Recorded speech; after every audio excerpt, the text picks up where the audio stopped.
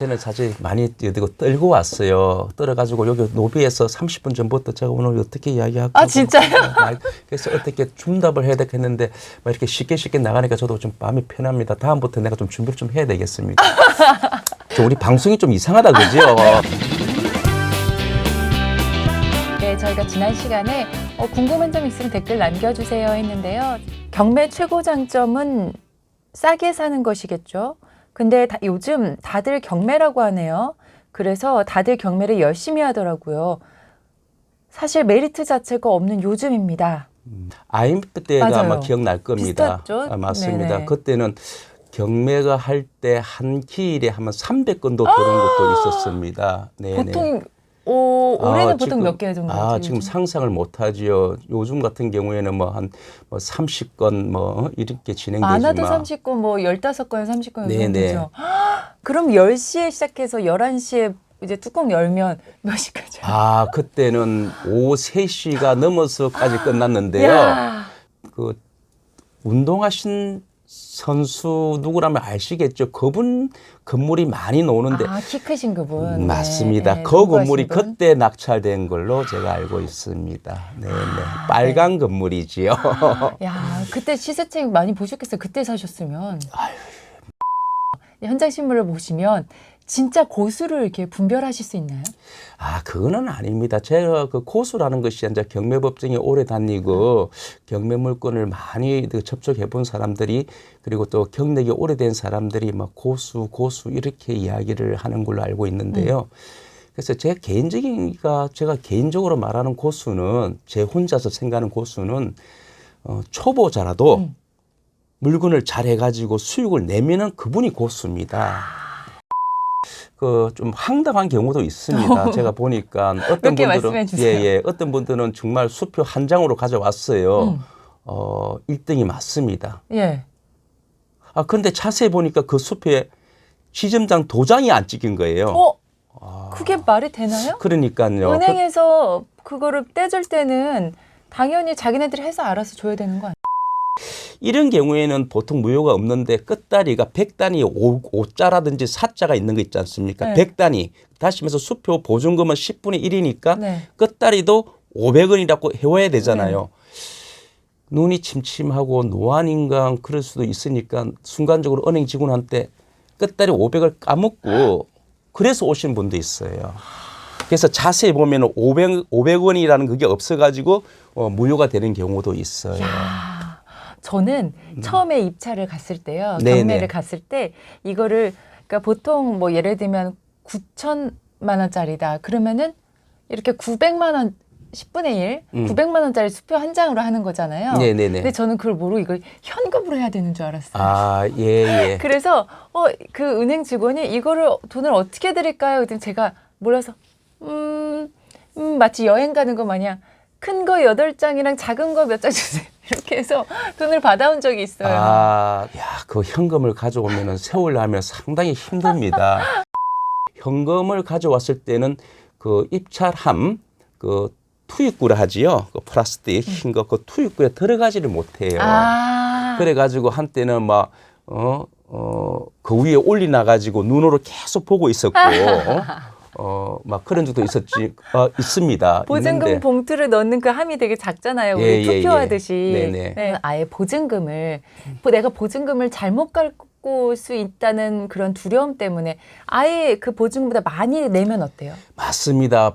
차라리 보증금이 3,255만 5천이라면 네, 그런 거. 그럼 차라리 3,300을 가져오시면은 3,300을 가져오시면은 당연히 보증금이 보다 많기 때문에 그냥 쉽게 들어가고, 그리고 자기가 만약에 1등이 됐다면은 1등이든 폐찰됐다면 그 자리에서 돌려주고 1등이라면은 저희들이 그 남은 금액 있지 않습니까? 보증금 3,255만 원에서 자기는 3,300을 가져왔으니까 그 차이 금액은 그날 오후에 그분 계좌로 바로 이체됩니다. 그래요? 저는 그 숨막히는 분위기가 너무 짜릿짜릿해요.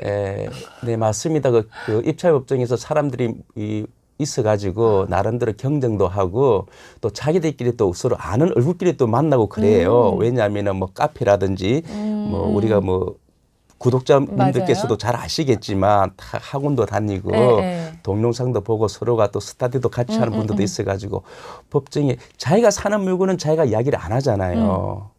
공부는 같이 하되. 네. 그런데 법정에서 너 여기 어쩐 일이야?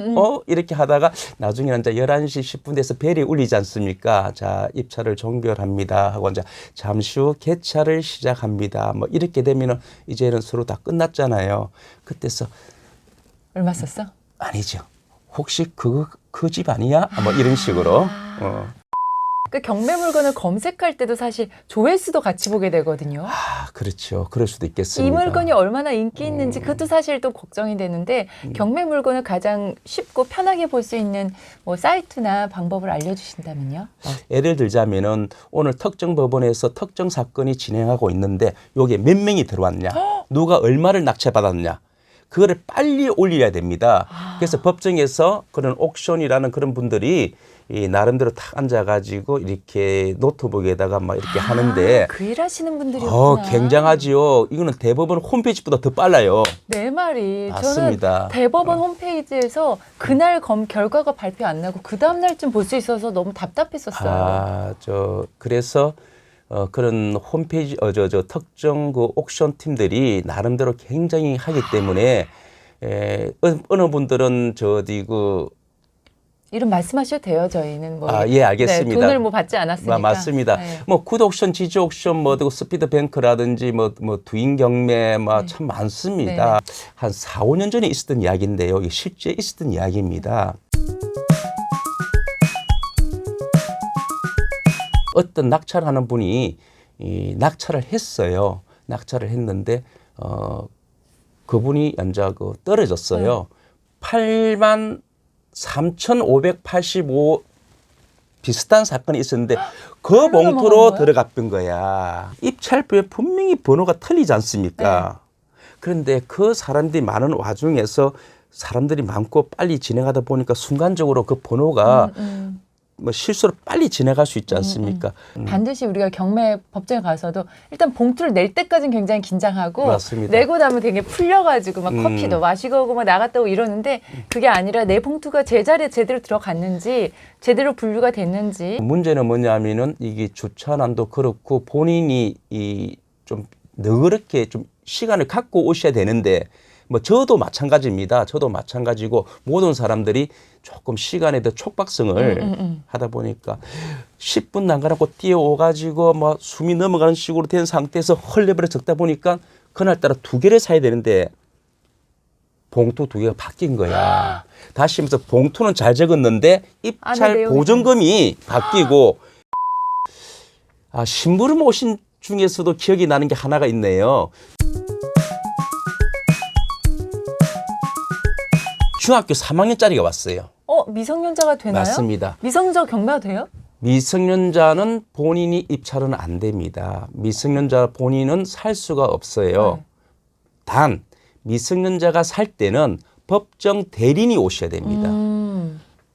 그래서 가족관계 증명서에 그러면 미성년자는 살 수가 있어요. 미성년자 본인은 안 돼요. 네네. 그런데 본인이 봉투를 두고 온 거예요. 그래서 미성년자는 안 됩니다 하니까 이 학생이 하는 말이 이래요. 똑똑하더라고요. 저는 어머님이 사시기 때문에 어머님 대리인으로 옵니다. 미성년자는 대리인이 된다고 우리 어머님이 말씀하셨습니다. 맞습니다. 미성년자는 대리인이 됩니다. 크게 될 놈이네. 아마 그 어머님은 저한테 강의를 들은 분 같아요. 내가 관심 있는 물건이 있으면 그 주변에 이제 상권도 분석해야 되고 맞습니다. 임장도 다녀오게 되고 그럼 이제 경제나 이런 부동산을 보는 눈도 좀 트이거든요. 맞습니다. 임장은 어느 정도 다녀야 되나요?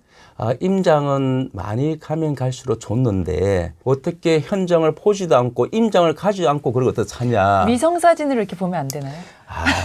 저는 무조건 임장은 현 입찰 법정보다 더 중요한 것이 저는 임장이라 합니다. 임장에 가가지고 불법 건축물이 어떻게 돼 있는지 그 근처에 위험한 물건 예를 들어서 주유소라든지 그 당시 위해되는 물건이 어디가 있는 건지 일방 통행인지 도로와 도로 사이가 3m 이상이 되는 건지 이런 나름대로 그리고 중개사한테 물어보더라도 어떤 분들은 꼭 한두 군데만 물어봅니다. 최소한 여러 군데에 경매로 그러니까 내 경매로 물건을 살 건데도 부동산을 들어가야 돼요? 시세를 알아야 되니까. 우리 감정 가격과 시세의 차이도 있을 수도 있고. 그 부동산을 들어갈 때 조금 미안했던 게 내가 사실 얘네 물건을 살 게 아닌데 경매 물건에 대해서 알아보러 왔으니까 이 사람도 일단 저를 이렇게 스캔하잖아요. 네네. 얘가 진짜 물건 살 사람인지 아니면은 떠보러 온 사람인지 특히 맞습니다. 그 경매 물건에 대해서 그 부동산 업자가 알고 있을 경우에는 저를 굉장히 찬밥 취급하거든요. 어떻게 문을 열고 들어가서 어떤 식으로 대화를 이어가야 되죠? 목동 로데오 사거리 아세요? 네네. 로데오 사거리에 한 번은 그게 나온 물건이 있었는데 1억대 후반에 나온 하나가 있었습니다. 그런데 어떤 분들이 저도 이야기 들었어요. 그 근처 공인중개사 가니까 지금 내한테 60번째입니다. 이렇게 이야기한대요. 수강생끼리 뭐 부부로 이렇게 해가지고 간다 하더라고요. 그래서 부부로 가면은 정말 이게 물건을 보러 온 거 아닌가. 그렇게 그 물건을 이야기하는 게 아니고 다른 물건에 대해서. 그래서 뭐 사실 뭐 부부로 왔는데 설마 이렇게. 상상을 못 합니다. 그러니까 실거주 목적이구나 이렇게 그렇죠. 생각해요. 그래서 저도 애가 셋이잖아요. 네네. 갈 때 애 셋을 다 맡기고 임장을 다닐 수 없으니까 애를 한 명이나 두 명 데리고 가요. 그거 좋네요. 네네. 이런 효과가 있는 줄 몰랐는데 늘 반겨주시더라고요. 맞습니다.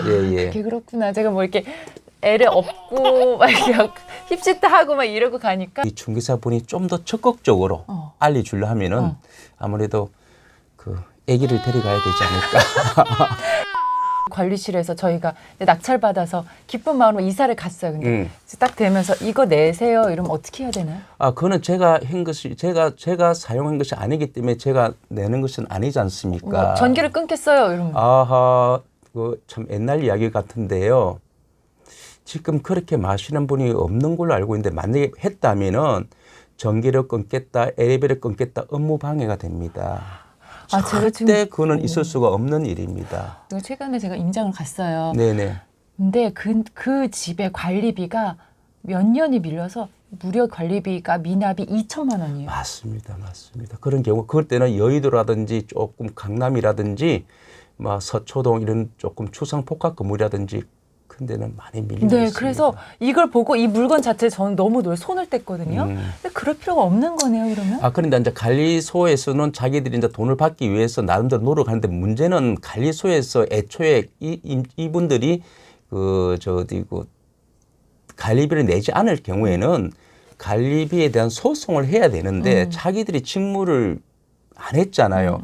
그러다 보니까 그 아파트에서 나중에 회계 처리할 때는 뭐 입주자 대표나 뭐 분여회나 뭐 관리소 이렇게 해가지고 서로 돈이 안 맞으니까 낙찰자 보고 빨리 대납을 해주라 이렇게 하는데 심지어는 낙찰자 보고 일단은 우리한테 돈을 넣어주고 당신이 우리를 상대로 부당이득금 반환 청구 소송을 해라. 그러면 당신들이 이길 거다. 이기면은 그때는 회계 처리해서 돈이 들어온 게 다시 또 나가니까 말이 안 되는 소리지요.